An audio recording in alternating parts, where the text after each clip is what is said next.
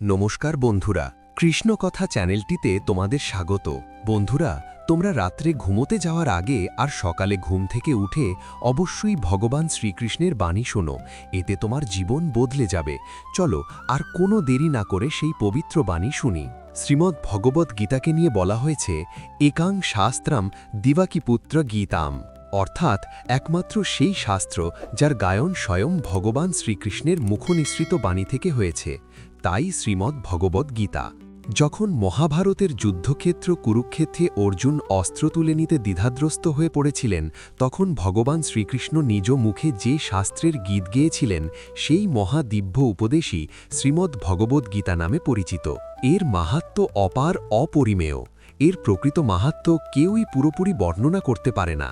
শেষ মহেশ গণেশ পর্যন্ত এর সমস্ত গুণগান সম্পূর্ণরূপে প্রকাশ করতে পারেন না। তাহলে আমরা সাধারণ মানুষ তো আরও সীমাবদ্ধ। এমন বলা হয়ে থাকে যে ঘরে প্রতিদিন শ্রীমদ্ ভগবদ্ গীতার পাঠ হয় কিংবা তা শোনা হয়, সেই ঘরে স্বয়ং শ্রীকৃষ্ণের আগমন ঘটে।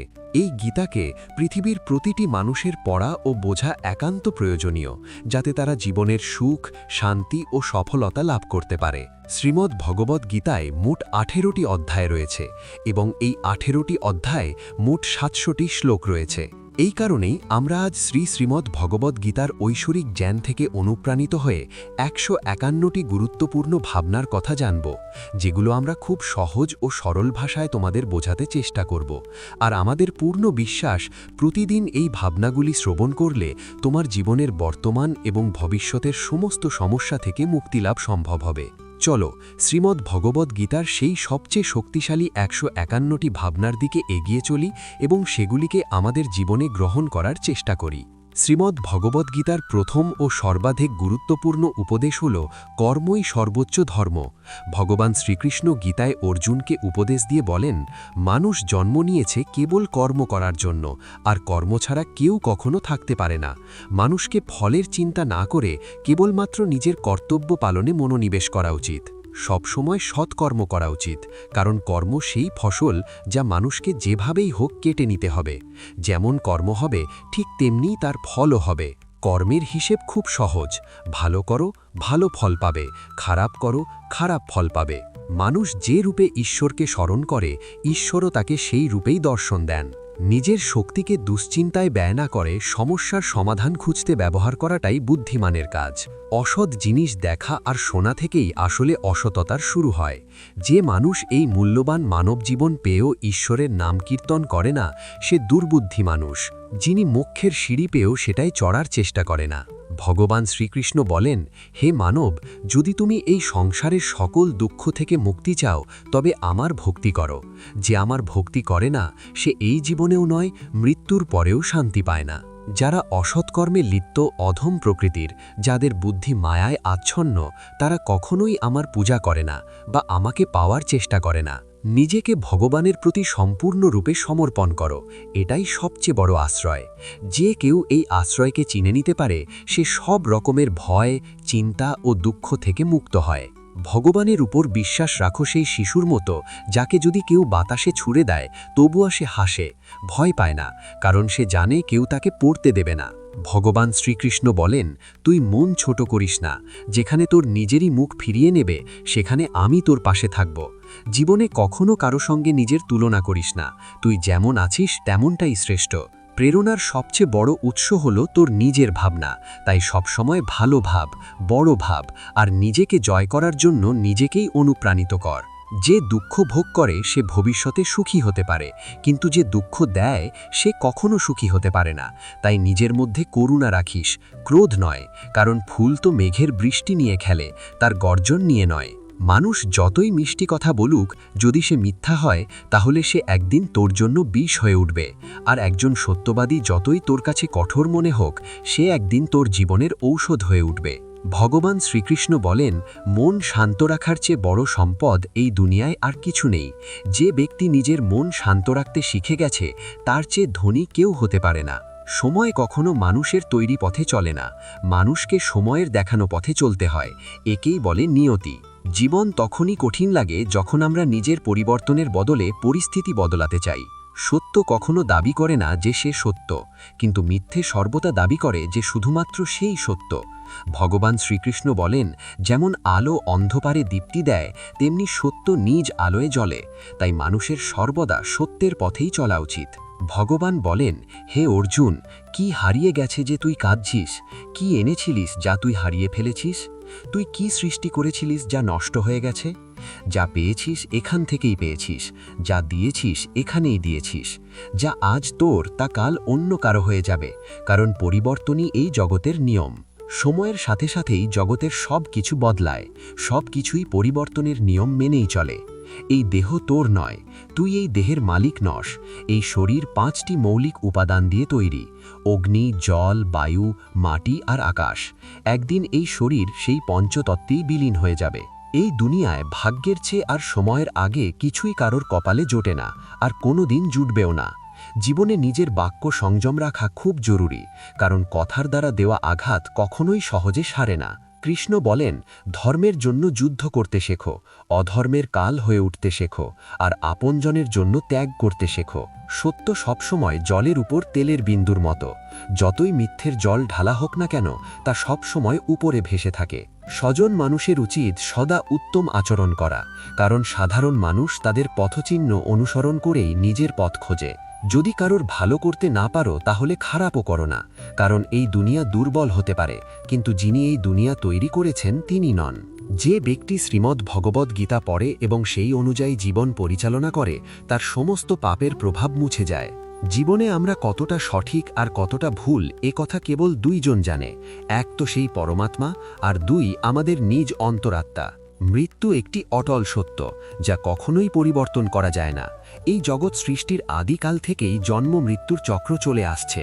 যেমন একজন মানুষ পুরনো পোশাক ছেড়ে নতুন পোশাক পরিধান করে, তেমনি আত্মাও পুরনো ও নিরর্থক দেহ ত্যাগ করে নতুন দেহ ধারণ করে। এটাই প্রকৃতির নিয়ম। এই সত্যকে গ্রহণ করে ভয়মুক্ত হয়ে বর্তমানকে পূর্ণভাবে বাঁচতে শেখা উচিত। জ্ঞানী মানুষ কখনো মৃতর জন্য শোক করেন না, আবার জীবিতর জন্যও শোক করেন না, কারণ তারা জানেন যে চলে গেছে সে আবার ফিরে আসবে, আর যে আজ আছে একদিন সেও চলে যাবে। শ্রীকৃষ্ণ বলেন, জীবনে যদি কখনো সুযোগ আসে তবে কাউকে সহায়তা করতে সারথি হও, স্বার্থপর নয়। যেমন একটি প্রদীপ নিজের আলো কম না করেও হাজারো প্রদীপ জ্বালাতে পারে, তেমনি আনন্দ ভাগ করলে তা কখনো কমে না।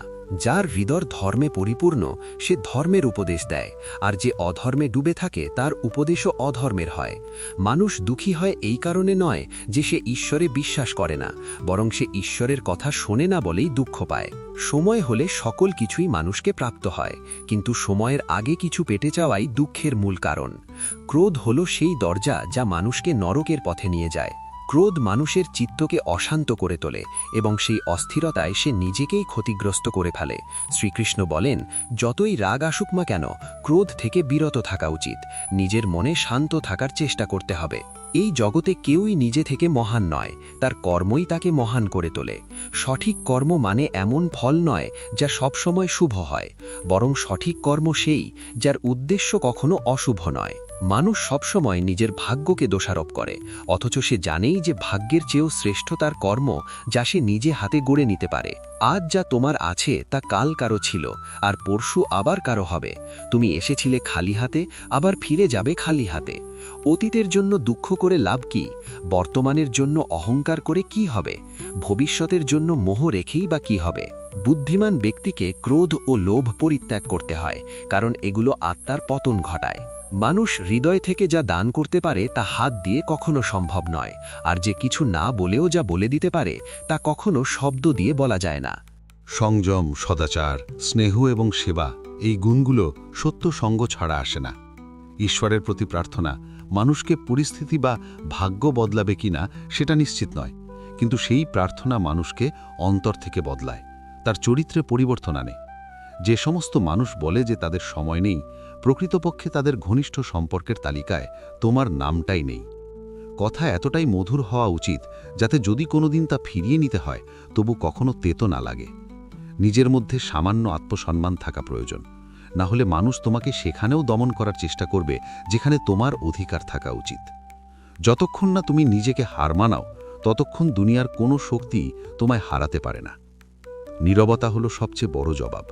আর ক্ষমা করে দেওয়া হলো সবচেয়ে বড় শাস্তি। যে মানুষের মধ্যে ধৈর্যের শক্তি থাকে তার শক্তির কোনো তুলনা হয় না। আমাদের অহেতুক দুশ্চিন্তা আর মনের ভয় এমন এক রোগ যা আমাদের আত্মার শক্তিকে ছিন্ন ভিন্ন করে দেয়। মানুষকে জীবনের চ্যালেঞ্জ থেকে পালানো উচিত নয় এবং ভাগ্য বা ঈশ্বরের ইচ্ছাকে অজুহাত বানিয়ে চলা উচিত নয়। দুর্বল তুমি নও, তুমি তো সময়ের সন্তান, আর সময় কারোরই এক জায়গায় থাকে না। তুমি শুধু তোমার কর্ম করে যাও। যে কখনো সংকট দেখেনি সে নিজের শক্তির আসল পরিচয় জানে না। যে মানুষ অন্যের কষ্ট বোঝে, যার মধ্যে দয়া আছে, যার হৃদয় ভালো, তাদের আবার জন্ম নিতে হয় না। কাউকে কিছু দিয়ে অহংকার করো না। কে জানে তুমি দিচ্ছ না, শুধু আগের জন্মের ঋণ শোধ করছ। অহংকারী মানুষের বংশ, ঐশ্বর্য আর মর্যাদা এই তিনটেই একে একে হারিয়ে যায়। বিশ্বাস না হলে কৌরব আর কংসের উদাহরণ দেখো। যদি কারোর ওপর বিশ্বাস করতে চাও তবে তার কথায় নয়, তার আচরণে নজর দাও। ভগবান শ্রীকৃষ্ণ বলেন, যে মানুষ আমাকে চিনে যায় সে জন্ম আর মৃত্যুর বন্ধন থেকে মুক্ত হয়ে যায়। যা তোমার ভাগ্যে আছে তা তোমার কাছে নিজেই এসে যাবে, আর যা তোমার নয় তা এসেও সরে যাবে। যেমন হাওয়া নৌকাকে দিগ্ভ্রষ্ট করে দেয়, তেমনি মানুষের বাসনা তার বুদ্ধিকে বিভ্রান্ত করে তোলে। ভগবান শ্রীকৃষ্ণ বলেন, যে মানুষ সুখ দুঃখ, মান অপমান সব অবস্থায় শান্ত থাকে সেই মানুষই আমার কাছে অতি প্রিয়। সময় এক অদ্ভুত ব্যাপার। যদি তার সঙ্গে চলো সে তোমার ভাগ্য বদলে দেয়, আর যদি তার সঙ্গে না চলো তবে সে তোমার জীবনটাই বদলে দেয়। মানুষ কাঁদলে দুর্বল হয় এ কথা ঠিক নয়, বরং কান্নায় যিনি ভেঙে পড়েন তিনি সবচেয়ে শক্তিশালী হয়ে ওঠেন। আমাদের যা আছে তাতেই খুশি থাকা উচিত, কারণ আমরা যেমন জীবনযাপন করছি সেটাই অনেকের স্বপ্ন। পাথর হয়তো শেষ আঘাতে ভেঙে পড়ে, কিন্তু প্রথম আঘাত কখনো বৃথা যায় না। সে মানুষটিকে কখনো বিশ্বাস করো না যার স্বভাবই হলো কষ্ট দেওয়া বা প্রতারণা করা। যদি চাও সবাই তোমায় ভালোবাসুক, তবে ভালোবাসার সূচনা তোমাকেই করতে হবে, কারণ প্রকৃতির নিয়ম যা বপন করবে তাই ফলবে। অনেক সময় কোনো কিছু আঁকড়ে রাখা তোমার ক্ষতি করে দিতে পারে, তাই যা চলে যেতে চায় তাকে চলে যেতে দাও। চোখের জল যদিও ওজনে হালকা, কিন্তু ঝরে পড়লে মনটা অনেক হালকা হয়ে যায়। মানুষ ভুল করে অন্যদের চোখে ধুলো দিতে পারে, কিন্তু ভগবান তো সব হিসেব রাখেন। তোমার সততা আর অন্যের ভুল কখনো বোঝাতে যেও না, সময় একদিন সব নিজেই বুঝিয়ে দেবে। ঈশ্বরের সৃষ্ট একটি গাছের নিচে যেমন ধনী বসতে পারে তেমনি গরিবও বসতে পারে। দুজনই একরকম বাতাস আর ছায়া পায়, কোনো তফাৎ নেই। এর মানে ঈশ্বর সব মানুষকে এক চোখে দেখেন। সে মানুষটিকে কখনো উপেক্ষা করো না যে তোমায় ভালোবাসে, তোমার যত্ন নেয়, তোমায় মনে করে, কারণ একদিন যখন তোমার চোখ খুলবে তখন তুমি বুঝবে যে তুমি তারা গুনতে গুনতে চাঁদকে হারিয়ে ফেলেছ। ধৈর্য রাখো, সঠিক সময় এলেই তুমি সবকিছু পাবে, যার জন্য তুমি এতদিন পরিশ্রম করেছ। অনেক সময় ঈশ্বর তোমায় ধনী করেন এই কারণ তিনি নিজে গিয়ে সবার দরজায় দরজায় সাহায্য করতে পারেন না। তাই যা কিছু তোমার আছে তা ভাগ করে নিতে শেখো। ধ্যান মানে হলো ভেতর থেকে হাসা, আর সেবা মানে হলো এই হাসিটাকে অন্যদের কাছে পৌঁছে দেওয়া। যখন আগামীকাল কি হবে তা জানো না, তখন আজকের দিন কেন নষ্ট করছো? যে মুহূর্তে হাসা যায় সেই মুহূর্তে কাল নিয়ে কান্না করে সময় নষ্ট করার মানে নেই। সৌভাগ্যবান তারাই যারা সব ভালো পায় তা নয়, বরং সৌভাগ্যবান তারাই যারা যা পায় তা ভালো করে নেয়। যদি শান্তি চাই তবে অন্যের কাজে আর অন্যের ভুলে মন দেওয়া বন্ধ করে দাও। শুধু নিজের জীবন আর ভালো জিনিসগুলোর দিকেই মন দাও। তুমি জলের মতো হও যে নিজের পথ নিজেই তৈরি করে নেয়। পাথরের মতো কঠিন হয় না যে নিজে তো থেমে যায়, অন্যের পথেও বাধা হয়ে দাঁড়ায়। যেমন অল্প একটু ওষুধ ভয়ঙ্কর রোগকে শান্ত করে দিতে পারে, ঠিক তেমনি ঈশ্বরের সামান্য স্মরণও অসংখ্য কষ্ট আর দুঃখের নাশ করে দিতে পারে। তুমি যদি নিজে সুখী হও সেটা খুব ভালো কথা, কিন্তু যদি তোমার কারণে অন্য কেউ সুখী হয় তবে তার চেয়েও বড় আনন্দ আর কিছুই হতে পারে না। ভগবান শ্রীকৃষ্ণ বলেন, যদি কেউ তোমাকে কষ্ট দেয় তবে মন খারাপ করো না, কারণ মানুষ সবসময় সেই গাছে পাথর ছোড়ে যেটার ফল সবচেয়ে মিষ্টি হয়। একবার ভাবো তো, মানুষও কখনো কোনো তালা তৈরি করে না চাবি ছাড়া, তাহলে তিনি তো ঈশ্বর, তিনি এমন কোনো সমস্যা সৃষ্টি করবেন কেন যার কোনো সমাধান নেই? এই রূপ, এই অর্থ, এই ধনদৌলত, এই ছলচাতুরি সবকিছুই একদিন ধ্বংস হয়ে যাবে। একমাত্র তোমার সৎকর্মই তোমার সঙ্গে যাবে। যে মানুষ সহজ সরল স্বভাবের তাকে কখনো দুর্বল ভেবে ভুল করো না, কারণ তার সরলতা তার চারিত্রিক সংস্কার, দুর্বলতা নয়। সময়ের চেয়েও বেশি মূল্যবান হয় অনুভূতি, তাই সেই মানুষদের ওপরই তা খরচ করো যারা তা বোঝে। যে সত্য কথা বলে আর সঠিক পথে চলে সেই মানুষই অধিকাংশ সময়ে এই পৃথিবীতে তিক্ত মনে হয়। কারো প্রতি অহংকার করো না, সবাইকে আপন করে মিশে থাকো, সে তোমার আত্মীয় হোক কিংবা বন্ধু। আঘাত শুধু শরীরে লাগলেই টের পাওয়া যায় না, আত্মায় লাগলে তার বেদনা আরও গভীর হয়, আরও তীব্র হয়। যে দান কোনো শর্ত ছাড়া কর্তব্য হিসেবে নিঃস্বার্থভাবে কাউকে দেওয়া হয় সেটাই প্রকৃত দান। নিন্দার ভয় পেয়ে কখনো তোমার লক্ষ্য থেকে মুখ ফিরিও না, কারণ লক্ষ্য পূরণ হলেই নিন্দুকদের মত পাল্টে যায়। যদি তুমি কাউকে একবার ক্ষমা করো তাহলে তুমি বুদ্ধিমান, যদি দ্বিতীয়বার ক্ষমা করো তাহলে তুমি হৃদয়বান, কিন্তু যদি তৃতীয়বারও তাকে ক্ষমা করো তাহলে তুমি এই দুনিয়ার সবচেয়ে বড় মূর্খ। জীবনের সবচেয়ে দামি জিনিস হলো তোমার বর্তমান। একবার সেটা চলে গেলে পৃথিবীর সমস্ত ধন সম্পদ দিয়েও আর তা কেনা সম্ভব নয়। শ্রীকৃষ্ণ বলেন, মানুষ চাইলে তার জীবন খুব সহজভাবে কাটাতে পারে, কিন্তু সে তা করতে পারে না। সে সারাক্ষণ দুশ্চিন্তায় ডুবে থাকে, সে অতীতের কথা ভেবে কষ্ট পায়, সে মৃত্যুকে ভয় পায়। সে জীবনে যেমন ঠিকঠাকভাবে বাঁচতে পারে না, মৃত্যুকেও ঠিকভাবে গ্রহণ করতে পারে না। শ্রীকৃষ্ণ বলেন, তোমার অতীত আমি পাল্টাতে পারি না, কিন্তু তোমার বর্তমান যদি তুমি সৎভাবে বাঁচো তাহলে তোমার ভবিষ্যৎ আমি নিশ্চিতভাবে উজ্জ্বল করে তুলব। ঈশ্বরের কাছে কিছু চেয়ে না পেলে অভিমান করো না, কারণ ঈশ্বর কখনো সেটা দেন না যা তোমার কাছে ভালো লাগে, বরং তিনি সেটাই দেন যা সত্যিকারের ভালো তোমার জন্য। যেমন সমুদ্র পার হতে হলে নৌকাই একমাত্র উপায়, তেমনি স্বর্গে পৌঁছানোর একমাত্র সোপান হল সত্য। আমরা কিছু না বললেও তিনি শুনে নেন, তাই তার নাম পরমাত্মা।